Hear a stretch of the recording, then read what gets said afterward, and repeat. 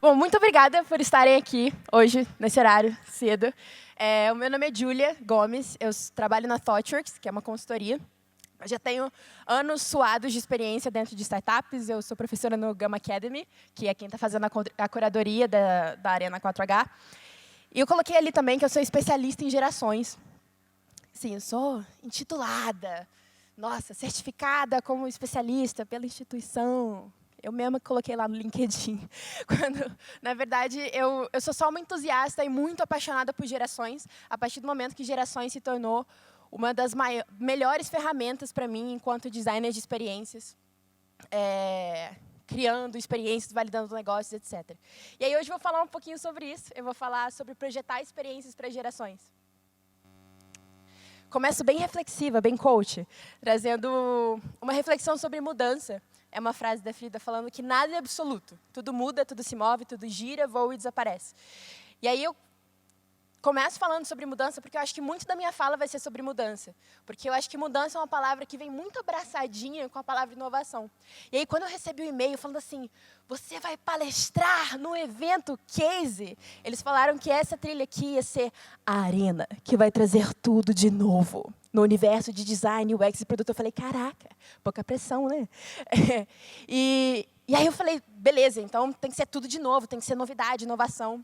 E aí, se vocês fizerem um mesmo exercício que eu fiz, de passar 30 minutinhos lendo sobre inovação na internet, vocês vão descobrir que aproximadamente a cada 48 segundos, um novo artigo é escrito no LinkedIn sobre inovação. Precisamos falar sobre as novas tecnologias do futuro. O que não é um problema. Por favor, a galera que já escreveu artigo sobre não precisa levantar e ir embora. Uma a cada 3 pessoas já falaram sobre as inovações e tecnologias do futuro. E na verdade, sim, são coisas que precisam ser faladas e eu acho que é muito importante.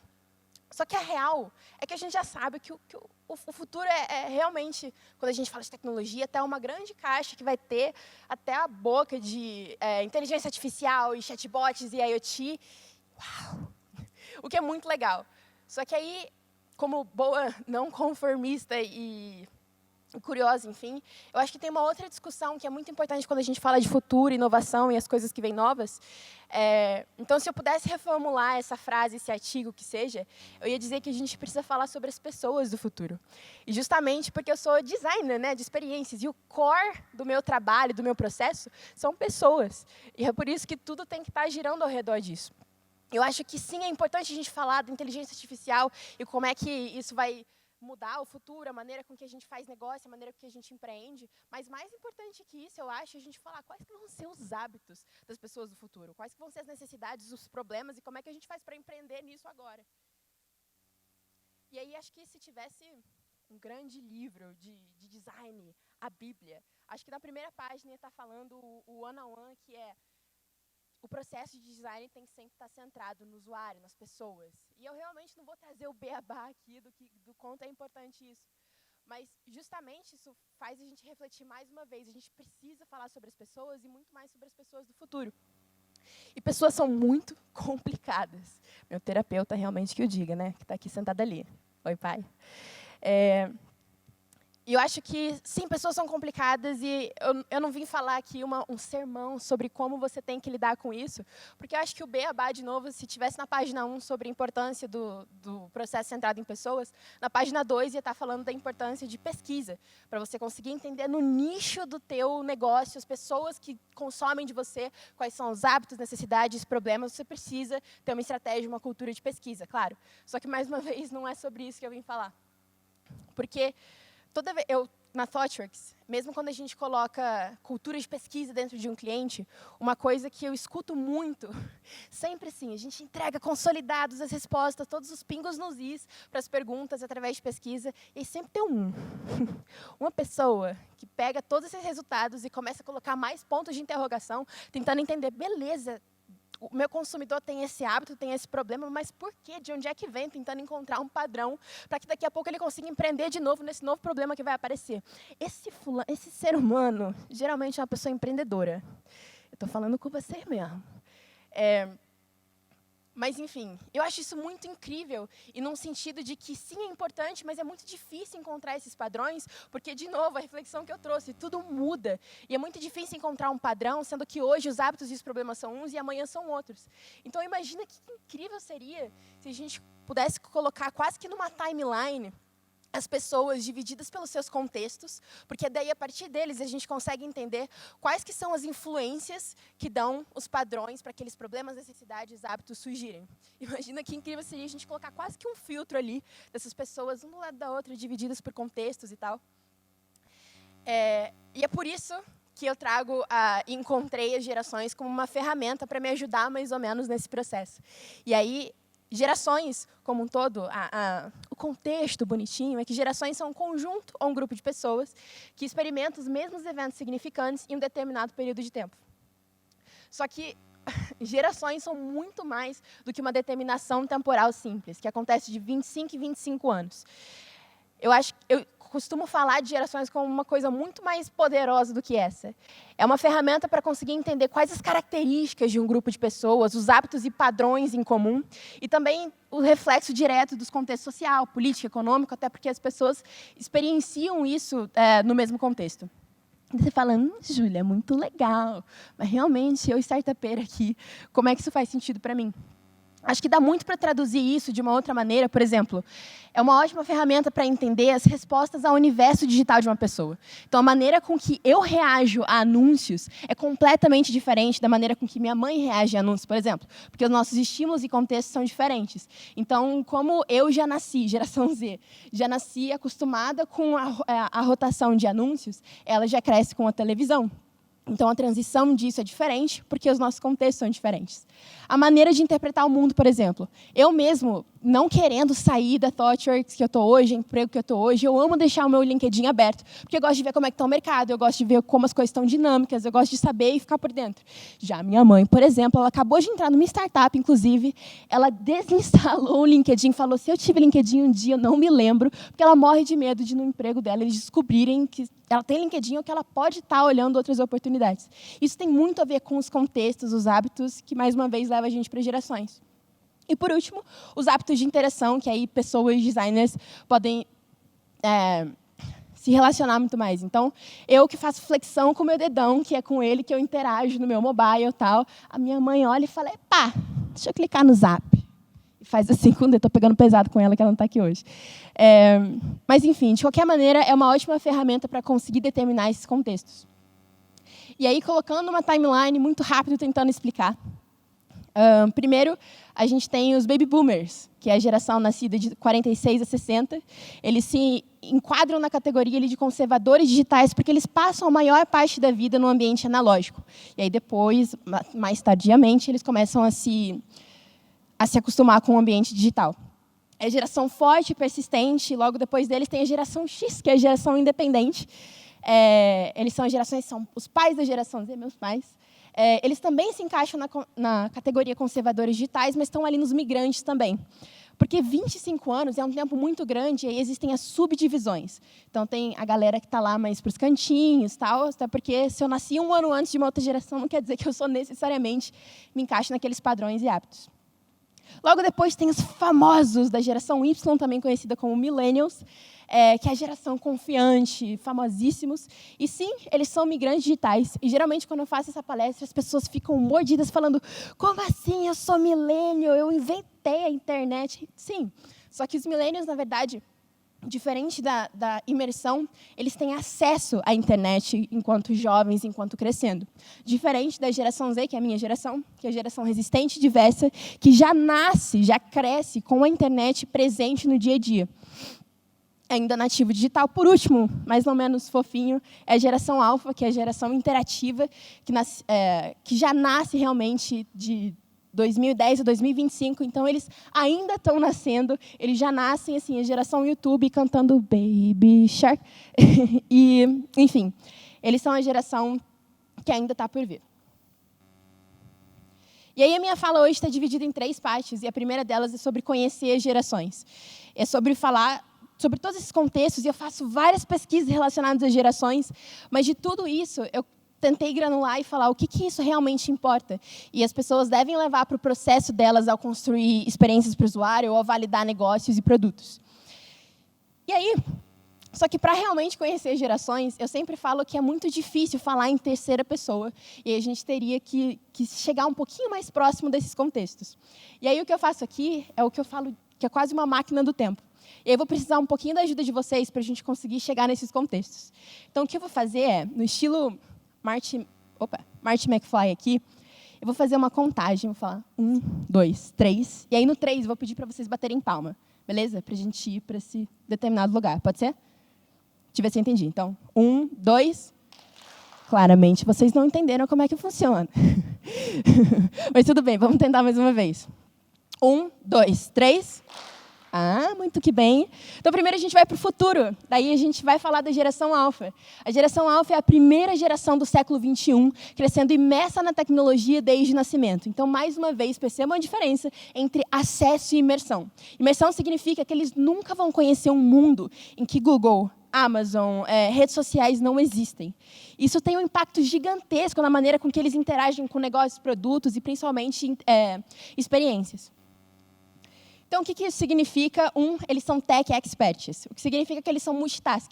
Como eles já crescem entendendo muito bem como é que a internet funciona, é como se fosse respirar, eles conseguem fazer 48 coisas ao mesmo tempo. Ou seja, mais uma vez trazendo para a discussão que eu trouxe antes, aquela caixinha sobre realidade virtual, inteligência artificial, não vai ser realmente o que vai brilhar o olho dessa galera, porque isso já é dia a dia.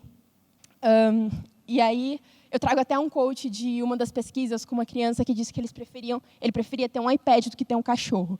Então, só para ilustrar o quanto que isso vai estar presente.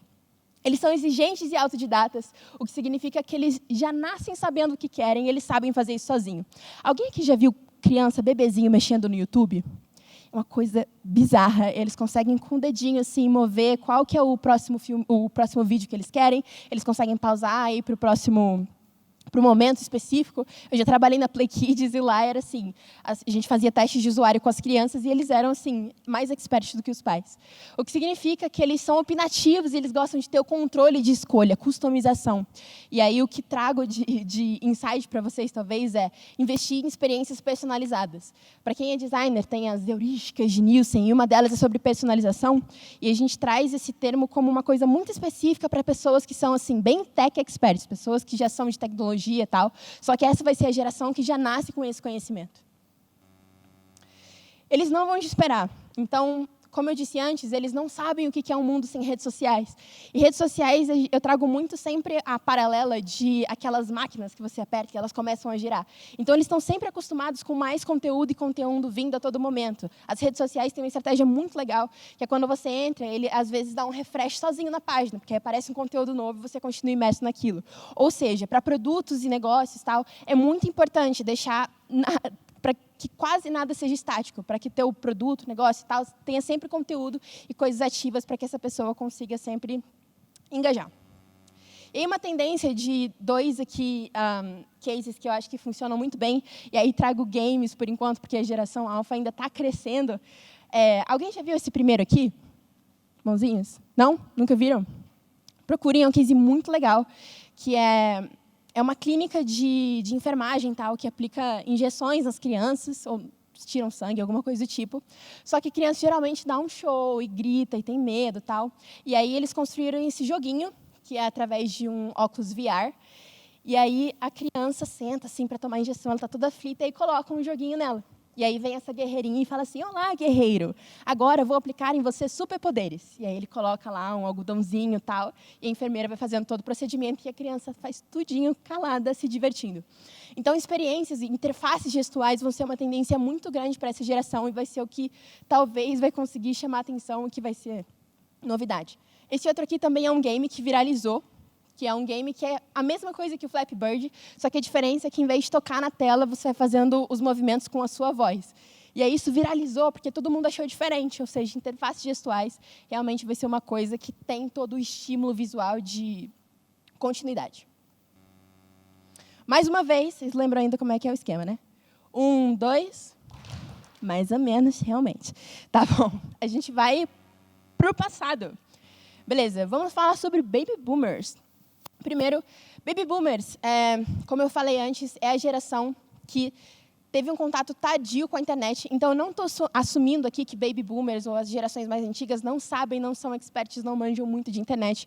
Mas, como o contato é tardio e não tem a coisa da imersão diferente da geração Z e Alpha, todo estímulo e toda experiência resulta em uma relação sempre baseada em descoberta. Então, o domínio é uma palavra que não é tão comum para essa geração, principalmente a galera que está no cantinho de lá. Uma coisa que... eu estava num cliente na ThoughtWorks e eles estavam construindo uma fintech para pessoas donas de bar, que geralmente têm seus 60 anos. E aí eu fiz várias pesquisas com essas pessoas. E aí eu lembro que eu fiz uma interface super simples. Imaginem que tinham 3 botões: rentabilidade, extrato bancário e ajuda. Daí, indo testar essa interface, eu falava assim: oi, tudo bem? Então, agora eu queria que você visse sua rentabilidade. Aí a pessoa parava, olhava assim, clicava no botão de ajuda. Aí eu falei: opa, tá bom. Acho que foi uma coisa aqui específica que aconteceu com essa pessoa. Só que aí a gente fez pesquisa com 10, com 20 pessoas, e isso continuou acontecendo. Eu falei: gente, será que eu sou uma designer tão ruim assim? Só que aí depois, na qualitativa, a gente começou a entender que o porquê das pessoas clicarem logo em ajuda, as pessoas que estão nessa categoria de baby boomers, é porque a palavra contato, a palavra ajuda, lembra muito e traz uma sensação de que em algum momento você vai conseguir um número de telefone ou que alguma pessoa online vai conseguir te ajudar. Então, mais uma vez, como eu falei, como eles vivem a maior parte da vida no ambiente analógico, a partir do momento que passa para as experiências digitais, a expectativa é que a experiência seja a mesma. Então, se eu entro dentro de um banco, a primeira coisa que eu vou encontrar é uma pessoa depois de um caixa e vai falar: oi, você precisa de ajuda? Entendeu? Então, essas experiências precisam ser transportadas dessa mesma maneira. Então, o exercício legal é pensar: ok, essa experiência que eu estou proporcionando digitalmente, como é que ela seria se fosse analógica? Então, taxonomias importam. Lembra lá de entrar no teu produto, negócio e ver. A ajuda tá perto o suficiente, tem a palavra contato. E aqui, só para lembrar, design inclusivo não é um bônus, não é um bom design, é o mínimo. E aí, nesse recorte em específico, eu aprendi muito que fontes maiores, cores mais específicas para pessoas daltônicas que seja, também está incluído ali na categoria inclusão. E principalmente para a galera que tem aplicativos, que não tem nem como eu dar um zoom ali. Então, tenta prestar um pouco de atenção nisso, e quando for fazer pesquisa, quando for fazer teste, inclua essas pessoas, mesmo que não seja o seu target, só para a gente entender o quanto o teu produto está proporcionando uma experiência inclusiva. E aí, tendência, experiência com voz vão ser cada vez mais importantes. Inclusive, voice experience é uma coisa muito nova e que tem uma janela muito grande ainda no mercado de produtos, negócios, enfim, que consigam atingir o voice experience. E eu sei que quando eu falo isso parece uma coisa muito tópica e que não dá para aplicar, mas eu já trabalhei num projeto lá na Movile, que a gente criou um chatbot no Facebook Messenger para o Alcoólicos Anônimos. Era um chatbot que tinha um big data com vários relatos e hábitos que ex-alcoólatros tinham antes de entrar no Alcoólicos Anônimos. E aí eu já fui em reuniões do AA para entender como é que isso funcionou com eles, e foi assim: eles triplicaram as métricas de pessoas procurando ajuda, e aí pessoas lá da geração Baby Boomer falando o quanto foi efetivo para eles, porque era muito mais fácil. Se você pensar aqueles pessoas donas de bares que eu conversei e tal, a única coisa que eles conseguiam, que eles tinham domínio em fazer no celular, é mexer no WhatsApp, às vezes muito só gravando áudio e tal. Então, isso aqui vai ser muito importante para essa galera. Falando da geração X e dos millennials, eu tentei colocar eles numa categoria só, até porque tenho muita coisa para falar aqui. Eu acho que elas são 2 gerações que têm muita coisa em comum. Como eu falei, eles são a geração que está na categoria ali, imigrantes digitais, então eles conseguiram se adaptar. É a geração que viu a internet passando assim: olha, aquela novidade ali que está chegando, nossa, internet de escada, que barulho é esse? Aí, para um momento que já faz parte da vida do dia a dia. Uma característica que a geração X e a geração Y têm em comum é a autoconfiança. Então, eles gostam muito de se sentir envolvidos nos processos. É uma autoconfiança diferente de uma geração para outra. A da geração X é no sentido de se sentir representado, por exemplo. Como eu dei o exemplo da minha mãe antes, que cresce muito com a televisão para depois entender a internet e conteúdo digital, etc., é muito incrível ver essa mudança de tipo: opa, agora eu tenho um novo universo de coisas para olhar e agora é um espaço em que eu consigo me sentir representada ou ir atrás das informações que eu quero. Então, uma tendência muito legal, que funciona muito, são fotos realistas. Uma linguagem que faz muito sentido com a mesma linguagem que a geração X usa no dia a dia e tal. E um segundo tipo de ser envolvido é o que eu chamo de branded content. Então, essa é a geração. Tem uns reportes incríveis que mostram dados de que a geração X é a geração que mais olha informações antes de consumir um produto. Ou seja, eles vão atrás, e eles buscam detalhes sobre uma marca antes de tomar uma decisão. Sobre a geração Y, também tem uma confiança muito grande, porque é a primeira geração que se sente dominante lá da internet, digital, enfim. Então, eles gostam muito de interagir, e aí uma das heurísticas, de novo, que eu trago é a gestão de erro. Então, eles clicam primeiro e perguntam depois. Eles, diferente da geração X, não vou atrás de conteúdo, tal. Eu vou tomar as minhas decisões porque eu sei o que eu estou fazendo, eu tenho domínio. Beleza, mais uma vez, acho que agora é a última. Vocês conseguem. 1, 2. Beleza. A gente vai falar de presente. Vamos falar da geração Z, que acontece por ser a minha favorita. A geração Z é a primeira geração que realmente cresce com a internet nas suas vidas, o que faz deles por ser a geração mais diversa, porque é a geração que mais tem informação a um clique do Google de distância. E aí eu digo que é a mais diversa, porque é o primeiro momento em que a geração consegue não ver só a informação chegando até elas, mas ela consegue ir atrás de novas informações e criar o seu próprio universo de conteúdo, enfim. Opa! E aí a geração Z é feita de diversidade, eu trago dados para falar sobre isso. O primeiro é que 72%, isso é um número muito grande comparado ao das outras gerações, da geração Z considera a desigualdade social e racial o problema de maior importância nos dias de hoje. A segunda informação é que apenas 48% da geração Z se considera heterossexual. Ou seja, é uma geração em que a maioridade não se considera heterossexual. Aliás, a maioria se considera LGBT ou queer, enfim. 60% da geração Z quer que os seus trabalhos afetem o mundo. Então, é uma geração que, por ter acesso à internet e crescer com isso, consegue pensar globalmente com uma facilidade maior. E, por último, 76% está preocupado com o impacto da sociedade no mundo. Então, e acho que isso, eu sempre falo que a geração Z é uma geração que está sendo muito ouvida, e justamente porque a gente consegue ver esse reflexo nas empresas. Sabe aquelas empresas que, de um dia para o outro, começaram a se preocupar pra caramba com diversidade, com inclusão, colocar bandeira LGBT em volta do corpo inteiro? Eu não estou generalizando, mas essas empresas não estão fazendo isso só porque do dia para a noite eles começaram a se preocupar com isso. Mas é porque, em 2020, a geração Z vai representar 40% de todos os consumidores. E para pegar a atenção da geração Z, você tem que falar sobre diversidade. Ou seja, as empresas já estão escutando e fazendo suas mudanças para se adaptar. E aí tem uma frase que eu gosto muito, e que eu sei que parece muito utópica até, mas se o seu negócio não promove justiça social ou a regeneração do planeta, ele não está alinhado com as necessidades reais do século XXI. E quando eu falo de necessidades reais do século XXI, são as necessidades de quem compõe esse século, de quem está crescendo, de quem está virando consumidor nesse século, que é a geração Z. Então, essa frase para de ser utópica a partir do momento que ela é uma necessidade para as pessoas que estão vivendo nele. Então, essa geração acredita muito que é a geração que vai mudar o mundo. E eu falo como pessoa da geração Z, eu acho que a gente vai mudar sim. E aí, beleza, você fala, caraca, agora estou pronto para aplicar um ambiente multigeracional lá na minha startup. Calma lá. Aí eu trago a segunda parte do que eu queria falar, que é sobre trazer para perto. Eu acho que o que impede muito produtos, empresas e pessoas em si de lidarem bem com o multigeracional é bem essa parte aqui. O que isso significa? Que muito do que a gente sabe hoje sobre geração está muito baseado em estereótipo.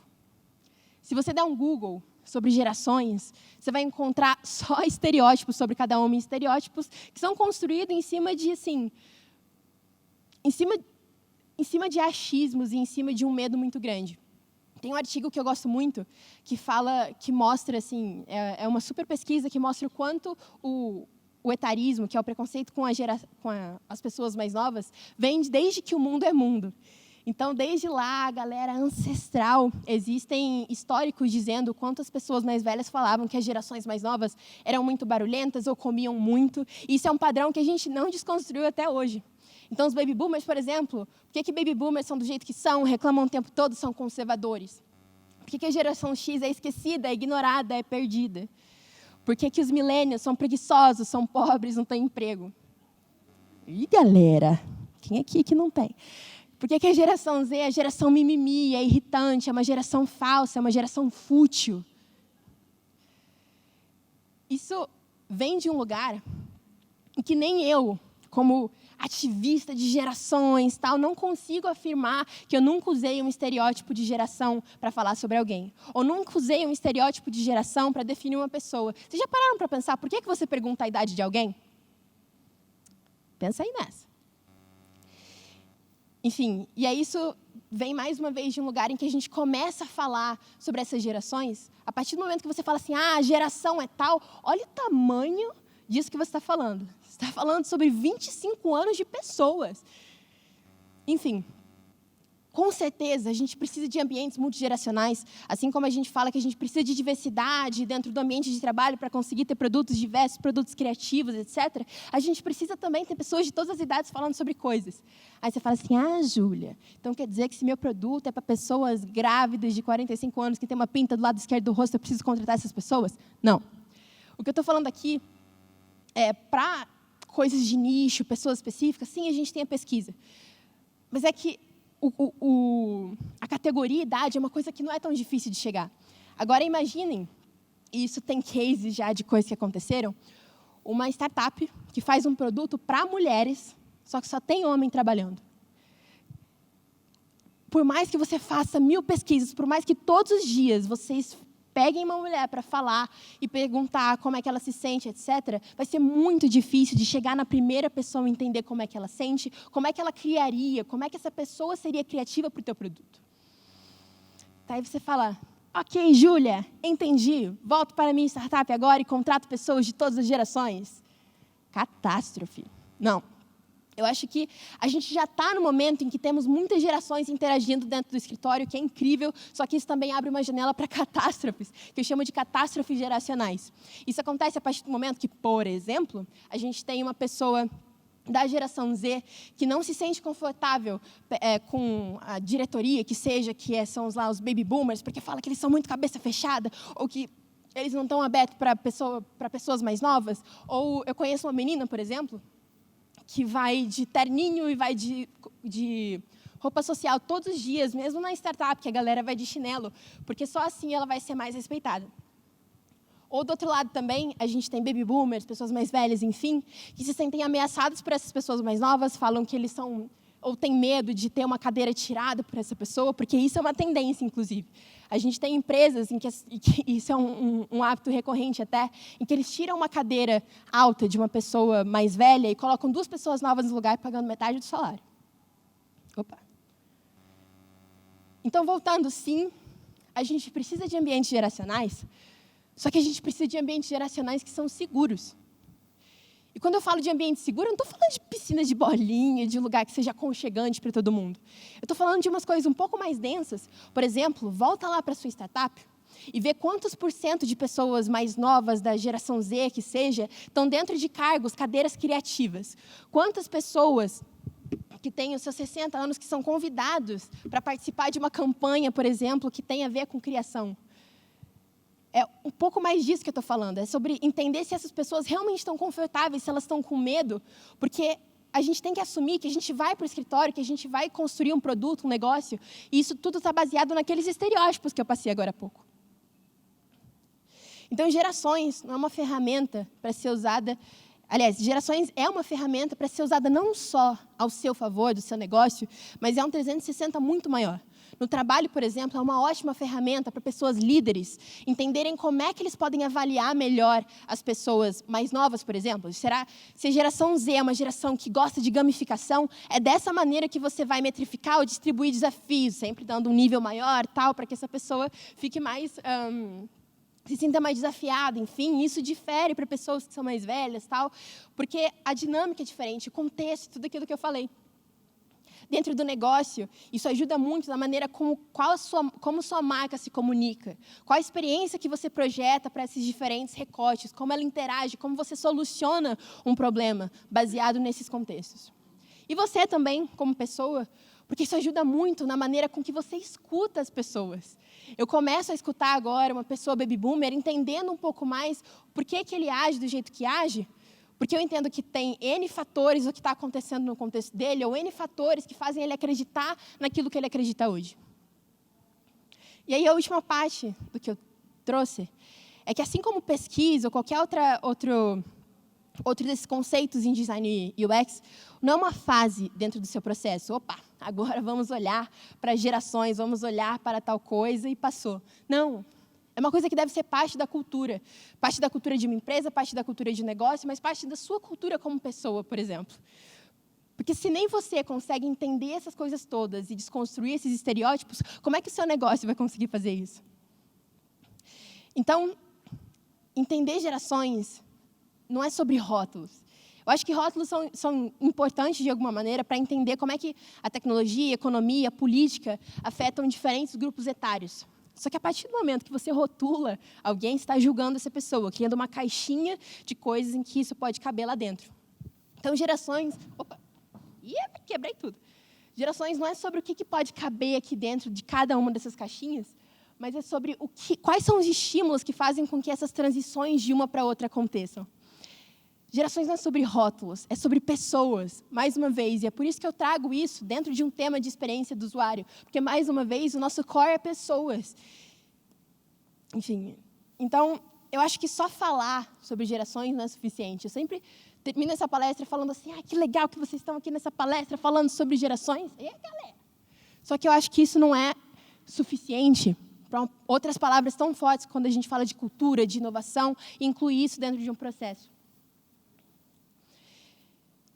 Eu acho que as gerações, como conceito, como um todo, é um processo. E é um processo demorado para você conseguir desconstruir isso e colocar isso dentro da cultura do teu negócio. Mas é um compromisso também. Eu acho que um primeiro passo para uma coisa tão difícil é começar a escutar vozes que são diferentes das suas. Inclusive, eu estou escrevendo um livro sobre isso. Quem quiser saber depois, eu conto. E eu acho que hoje vocês deram um ótimo primeiro passo, porque essa minha geração... que é só uma dentre a grande timeline de outras, que é muito ser escutada. E eu estou muito feliz que vocês me escutaram hoje. Valeu. Oi. Eu não sei se tem outro microfone. Oi. Opa, tudo bem? Meu nome é Thiago, sou de Brasília. Primeiro, parabéns pela palestra, muito boa. No nosso negócio, a gente, até para contextualizar, a gente oferece treinamento à distância para praticantes de corrida, né? E é um universo que a gente atinge predominantemente pessoas acima dos 30 anos, mas temos pessoas de todas as faixas. E eu não sei se nos teus trabalhos, análises, já pesquisou a respeito da dificuldade que até muitas gerações, mesmo a Y, ou a X, por exemplo, e a Y, com acesso à internet desde de 95, 96, a gente percebe que muitos, quando ascenderam socialmente, é que conseguiram ter acesso à internet. Então, a gente vê no nosso negócio, por exemplo, pessoas de 30, 35 anos, que são de categorias socioeconômicas mais inferiores, ou vieram de categorias inferiores, se assemelhando muito em relação à tecnologia aos baby boomers. Isso é impressionante. Então, eu queria saber se você já fez alguma análise nesse sentido, porque a gente tem percebido esse movimento de pessoas que conseguiram ascender a tecnologia depois dos 20, 25, e elas se assemelham muito a esse perfil. Incrível. Incrível tua pergunta e tua análise. Eu acho que faz muito sentido. E uma coisa que eu trago, inclusive no livro que estou escrevendo, tem um capítulo específico sobre isso, que é sobre a democratização da informação, sabe? A que momento que isso acontece. Então, é muito difícil. E por isso que eu entendo todo o conceito assim, dos 20 e 25 anos como uma coisa que é muito menos assim, específica e dura, sabe? Porque a gente tem todos os recortes, justamente, de acesso à internet e tal. Até porque, se você pensar na geração que realmente traz todos... essas características específicas, a maneira com que eles interagem à internet, eles chegam nela. Só que a partir do momento que eles demoram para chegar, isso muda, né? Então, a gente começa a colocar eles em outros lugares dentro dessa timeline. Acho que faz total sentido. E por isso que é muito importante a qualitativa nesse sentido, sabe? Para a gente entender, beleza, você deveria, né, estar nesse lugar aqui, que é o que as pessoas de classe média tal específicas estão, é os hábitos que eles têm, mas onde é que a gente consegue te colocar aqui para a gente conseguir te atender também, sabe? E aí acho que parte dos negócios também, tal, é conseguir trazer as pessoas mais perto desse lugar, sabe? E acho que por isso também que é importante a gente falar de negócios que tenham 360, que atendem a quase todas as gerações ali, porque você vai, mesmo que seu target sejam pessoas de 30 anos, tal, eles podem ter hábitos de pessoas de 60. E é isso, incrível. Parabéns pelo teu negócio. Mais alguém com pergunta, Brasil? Sim? Não? Talvez?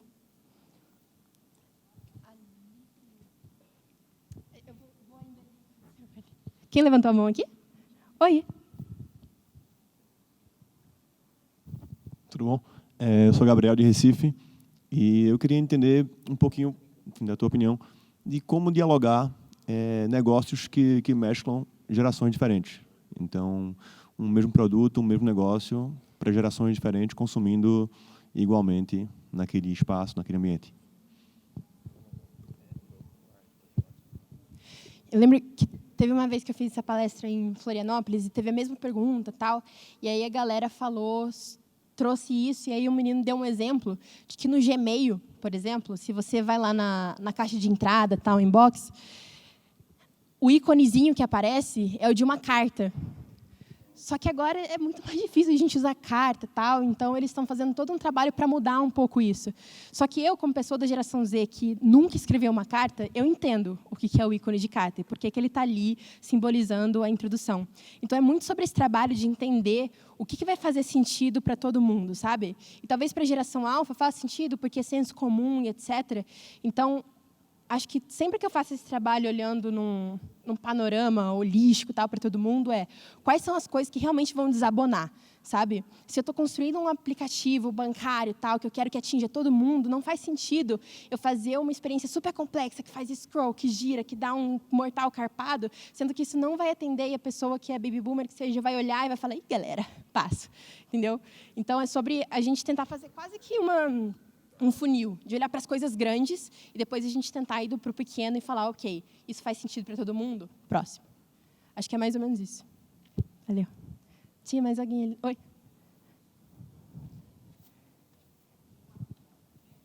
Tá bom. Alô, alô? Tá? Oi, parabéns, Júlia, pela apresentação. Estou aqui. Agora?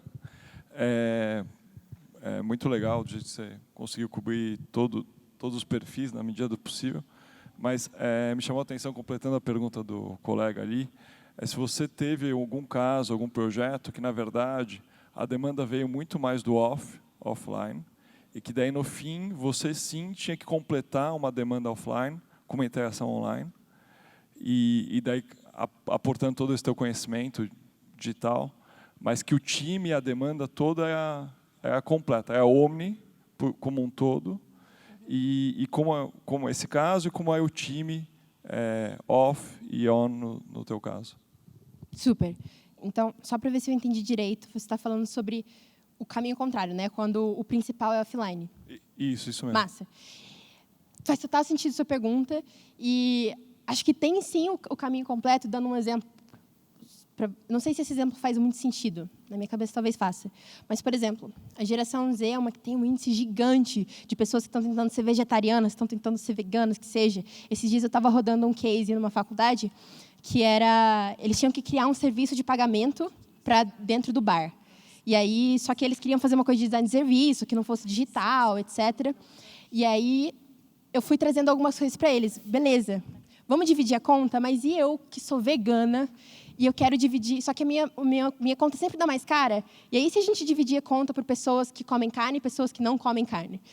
Esse é um exemplo muito bobinho, mas é no sentido de todas essas características que eu trouxe e tal, elas não refletem só no mundo digital, mas refletem muito mais sobre essências mesmo, sabe? Sobre se deixa eu pensar aqui, se a Uber faz... Não, é que aí é digital, mas tudo bem. Mas se a Uber faz o serviço deles, eles têm que ter algum tipo de treinamento que seja para que as pessoas que estão dirigindo esses carros não tenham falas homofóbicas que seja dentro da experiência que seja, porque a geração Z é uma geração que não tolera isso. Estou falando específico, mas todos, né, naturalmente, teríamos que não tolerar. Enfim, então, acho que é muito mais sobre essência do que os hábitos digitais. Acho que hábitos digitais são, assim, um pedacinho de tudo que a gente tem que levar em consideração. Respondeu mais ou menos? Tá bom. Depois a gente pode começar, talvez, qualquer coisa. Acho que você tinha para falar também. Sou eu aqui. Ah, já está com o microfone. Me trouxeram o microfone e disseram que eu tenho que girar. Tá ouvindo? Dá? Tá bom. Queria saber tua opinião sobre a conexão ou a falta de conexão da geração Z, da sua geração, com o mercado de trabalho. Eu sei que é uma pergunta ampla, mas se você pudesse simplificar, qual que é a tua percepção sobre o assunto? Legal. Tá. Alguém aqui sabe te ver? Ah, já está sem tempo, né? Acabou. Beleza. Só respondendo assim, 1 segundo para você. Eu tenho 19 anos. E eu já estou no mercado há 5 anos, tal, e realmente é difícil ver pessoas da minha idade no mercado, principalmente em startups, tal, mas é porque eu tive muitas vezes que chegar em entrevistas de emprego e mentir a minha idade. Porque se eu falasse que eu tinha 19, as pessoas falavam: ih, garota, não é aqui não, para jovem aprendiz, vai para outro lugar.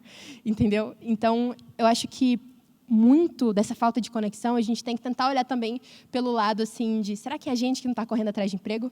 Ou será que as empresas estão preparadas para receber a gente com, sabe, esse mesmo respeito que você recebe uma pessoa millennial? Enfim, acho que é isso, mas depois a gente pode conversar mais, que eu acho que eu estou sem tempo. Tá bom? Muito obrigada. Valeu.